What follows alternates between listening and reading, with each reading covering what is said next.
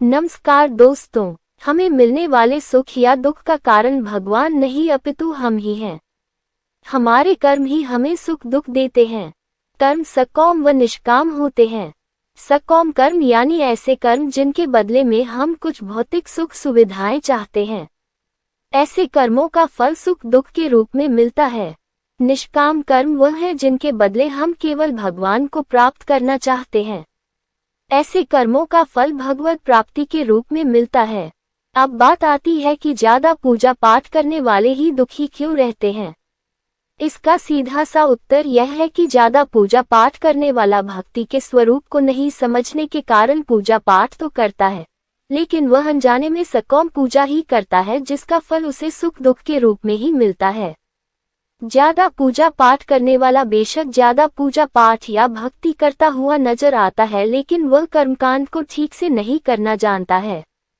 ऐसे में गलती पर गलती करता जाता है। बेशक वह कहता है कि वह कुआं खोदने की बात करता है, लेकिन असल में वह खाई ही खोद रहा होता है। वह यह तो कहता है कि वह बहुत सारी दुनिया भर की पूजा पाठ या मेहनत कर रहा है, लेकिन असल में तो वह अपनी मेहनत बेकार ही कर रहा होता है। बेशक ऐसा करने में उसका सारा परिश्रम निष्फल चला जाता है। तो एक बात तो यह हुई कि सकाम कर्मों का फल सुख या दुख के रूप में मिलता है।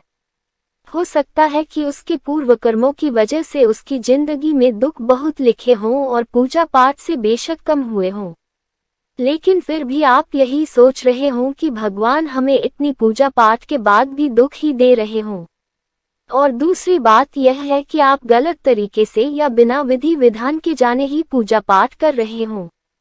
आप बेशक अत्यधिक पूजा पाठ कर रहे हो, लेकिन उनका प्रभाव उल्टा या निष्फल हो रहा हो। लगता है यहाँ तक आपको सब समझ आ गया होगा। अब एक पहलू और है पूजा पाठ करने वाले को ज्यादा दुख मिलने के पीछे, और यह लागू होता है केवल उस पर जो सही मायने में भक्त है।